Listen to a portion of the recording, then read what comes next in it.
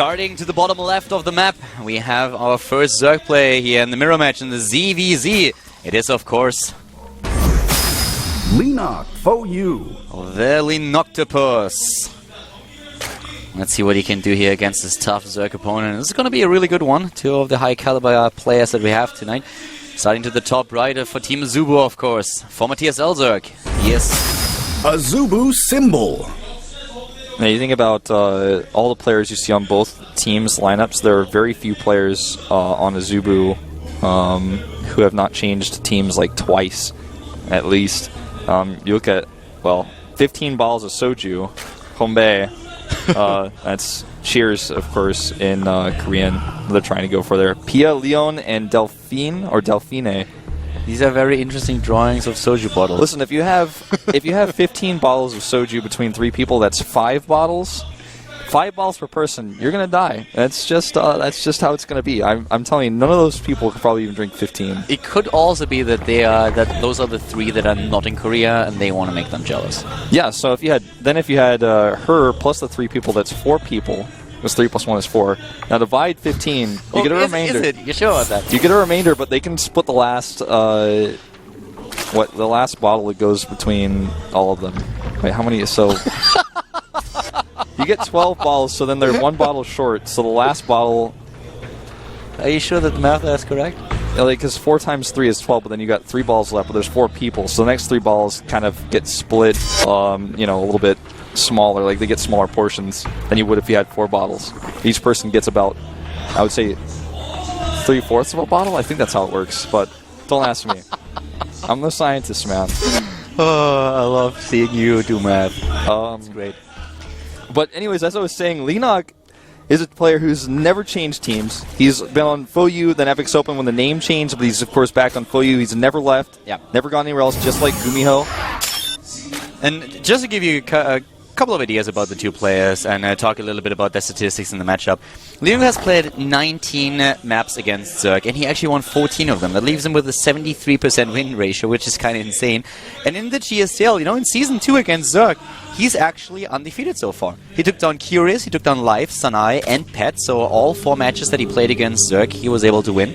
Symbol, on the other hand, if you look at his record in the GSTL Season 2, he lost against Curious, but he won against Life and Hiva. And in general, he has roughly the same amount of games played than his opponent. 15 maps, not quite as many as Leenock, and has a 66% win ratio. So also very solid in the matchup, but Leenock definitely, in terms of statistics and match history, having a bit of an edge over his opponent here. Yeah. And of course, always focusing on the offline matches.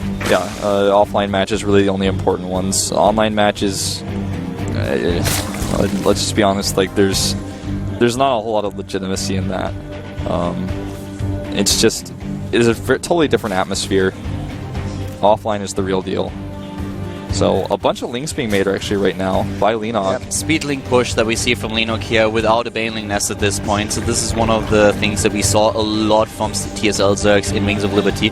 But it's still something that can work quite well, especially since Symbol doesn't have his own Baneling nest. Exactly. And everything is hidden. There is no Scout Zerg link for Symbol. So this could completely overrun him. Look at him. He's just droning up like crazy. He builds 1 Spinecrawler, but 1 Spinecrawler is not going to be enough against this many Zerglings. Certainly not. He starts the Roach War in here. He thinks he can hold because he doesn't know what's coming. And Leenock is actually just going to run over him here like 100%. That might be game, but let's wait a second. He needs to get the wall. He needs to get a wall. He needs this wall right now. Cancel anything else he's making. Make a wall. Here we go. He goes for the wall right away. He saw the Zerglings already.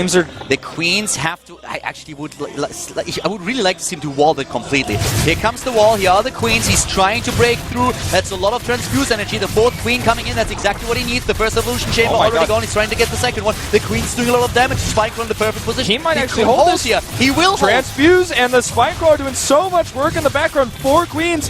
Leenock tries to break through. He breaks through, but it's too late. There's a few links here. This is going to be a problem. But for how long? He even droned up during the fight. That's how confident he was. He's still making drones. He built that wall just in time. He saw the Zerglings streaming across the map. He already had started the Roach War. Those 4 Queens really saving him here. If not for that wall, and one of those evolution chambers was really clutch, by the way, then those links are just going to overrun him. But with a surface area that just wasn't there for Leenock, he couldn't do anything. He was in a position where he could only attack 1 Queen. Turned out that, unfortunately for Symbol, it was the queen with the most energy, so he lost one queen. But that was a pretty good defense. That wall was so important for him. Well, now Lenok is massively behind. Oh, He's got double evolution chambers going against him. The Roach Warren is coming up. And Lenok is so behind in drones. His gas mining is also behind significantly. Those lings he got in the main base were cute, but it was never going to make up for how many drones he did not build. It's now 46 to 31 harvesters. These attacks are so scary when you don't have a Baneling Nest, and if you miss that wall, if you reposition a queen wrong, whatever it is, then you will lose the game immediately. You're just going to be overrun. But Symbol, he put out those evolution chambers just in the nick of time. And the number of queens was just so important for him. The Spinecrawler helped him as well. So that was really, really good defense here by Symbol. Yeah, solid. And Lenok, as we already said, like now he finds himself behind in the game. He was trying to end the game early, go for a huge aggression. He can of course follow this up, and in Zerg versus Zerg, there can a lot of things that can happen, but the position for Symbol right now is just insane. He skipped speed, he has all the extra gas right now, he's going into +1/+1. This +1/+1 roaches just tear Zerg apart. That's true. This is actually a bit unfortunate for Symbol, but with the transfuses, he's going to trade okay here. And the queen actually should go down as well. Maybe? Yeah, he grabs it. Yeah, queen goes down as well, was trying to run away, but off creep, that is, yeah, not really the thing that queens can do. No. And a Spire choice for Lenok, I think, is pretty decent because he had a good Ling presence. He's still going to have that with 18 more Lings on the map. And Lings and Mutas together can really delay Symbol's third base quite significantly, especially if Symbol tries to move out and hit a 1-1 timing. And you can try to turn him around using that Spire tech, because that's probably what Symbol is going to go for here. He has the Infestation Pit very early, so he can go right into those Infestors. And that's a huge tech advantage in itself, but maybe, just maybe, Lenok could control the map and get his third base up faster. He's making 3 spines to help out against a possible commitment with the Roaches. It's actually something that Symbol could easily do, pressure with those roaches. We talked about this in the past. If you go for a Spire, of course you have a bit more mobility in the map and you can take down the Overlords. The problem really is that those roaches have such... have so many hit points and armor that Mutalisks take quite some time to really take them out. So you can send roaches across the map and just send them in to take down one of these bases. Problematic is that Symbol just moved this Overlord back, so he doesn't really know about that base. And it is not at the location where you would expect the third. So if the Overlord actually stays at the bottom right, that could get a little bit nasty. He's gonna see the creep eventually, I think, with the Overlord. Yeah, he should be able to see it, yeah. Yeah, I'm pretty sure, because he has vision of the minerals, so... He already knows his Mutas. It's very obvious to him. There's no attack, there's no third base. He checked for that, and he's like, okay, this is going to be Mutas 100%. Those Spinecrawlers, I actually love it. So, Lenok really trying to gamble a little bit. He expects a move out by his opponent. He expects pressure with the Roaches, since there's such a dominant force on the map for Symbol right now. That's why we see such a defense with Spinecrawlers at the natural. And this is also why he sneaks that third into the bottom right. He's trying to hide it as a ninja expansion, because he knows that the normal third base he can't hold it. There's already a Spore Crawler here, and 3 Infestors about to pop with Pathogen Glands, ready for a Fungal. I don't think this is going to do a whole lot for him. You know, he's got the hidden base, but oh, there's the Fungal. That's all he needs. He's going to chain it, and that is Lenok's chances of winning this game going right down the drain. Yeah, these Mutalisks were really, really important, and most of them are already gone. He could have used another Fungal there. Not quite sure if he had the energy, but now there are so few Mutalisks that it can actually do something against the Roaches. The problem is, on the other hand, though, that he cannot go into the natural. Here come those Zerglings, and they are going to be a little bit annoying, but with the energy on the Queen, he should be able to defend, and he's doing that quite well. But he has seen that base at the bottom right. He has seen it with the Overlord. I just don't think it registered with him. Yeah. This Roach attack is a little bit questionable. He ran past all those Spinecrawlers, but he kills the Spire, yeah, which means no more Mutas, of course. And he's going to get some Roaches, rather some drones as well with the Roaches. Could even try to sneak into the main. And that's exactly what he does. He goes into the main base right now. And as said before, those Mutalisks have just a really tough time to take down these Roaches. That's so much damage done already. The Queen's going down, more and more drones going down. The only thing that Symbol really has to do is identify the third base at the bottom right of the map and send a few units over to take that out. Yeah. I'd like to see a vision check here as well, just to make sure. We saw that earlier. Okay, so he does see it. Yeah, he sees them. He sees the drones occasionally, for sure, so he must have missed it. Probably he didn't really look at the minimap just yet. He sees a bit of the creep and the drone occasionally coming into the mineral It's just something that you really don't expect. Oh, nice. I like it. Nidus Worm. So he may actually just be using that for the attack at the base. That's definitely a possibility. He's got the Roach here as well, so that's going to be a nice little juicy possibility. here on Fruitland. Leonok could try to use the mutas to get lemons. I mean, anything would be good for him right now. He's got to make sure he does not get chain fungled again. Keeping all his mutas together like that right next to the infestors is such a scary thing. And extra queens, double extra queens. There's the Nidus. Does Leonok have vision? Main base, he doesn't see that. Oh. If this is gonna be the end for the main base with this many queens and the infestors, doesn't see the Nidus. There's just no way. I just still think that he doesn't know about the third base at the bottom right. GG. This is it. Leonok is not even trying here anymore. He knows that he cannot defend this army. That's just too much. The main base goes down there for the GG by Leonok immediately. Well played by Symbol, bringing a Zubu in a 2-1 lead. And a pretty failed high five there. Yeah.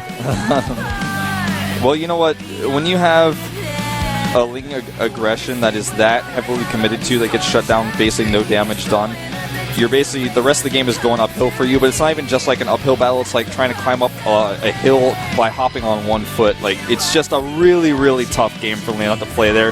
He made some smart choices.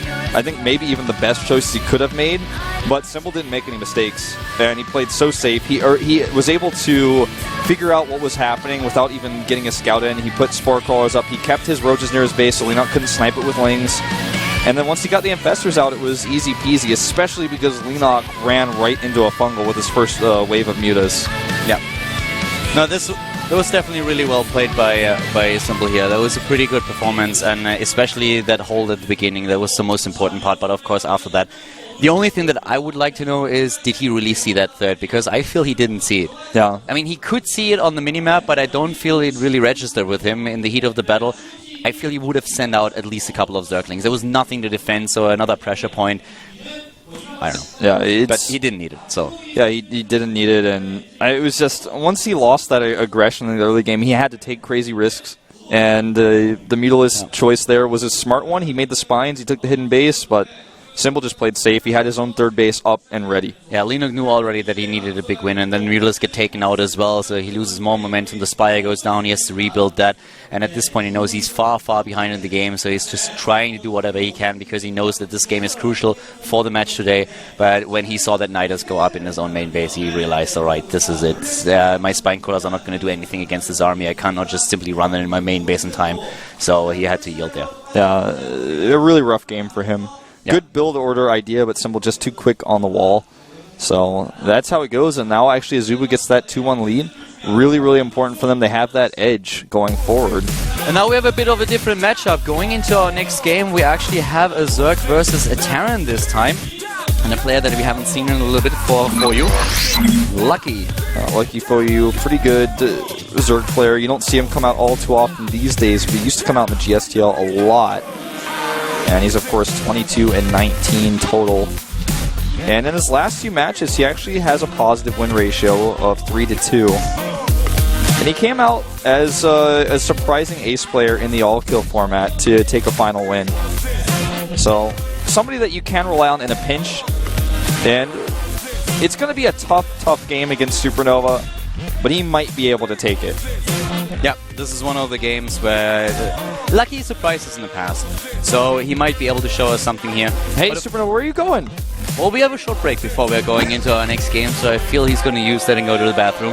We're going to see you guys in 5 minutes with our Zerg vs Terran here at the GSTL Season 2 2013. And Zubu going up against for you today.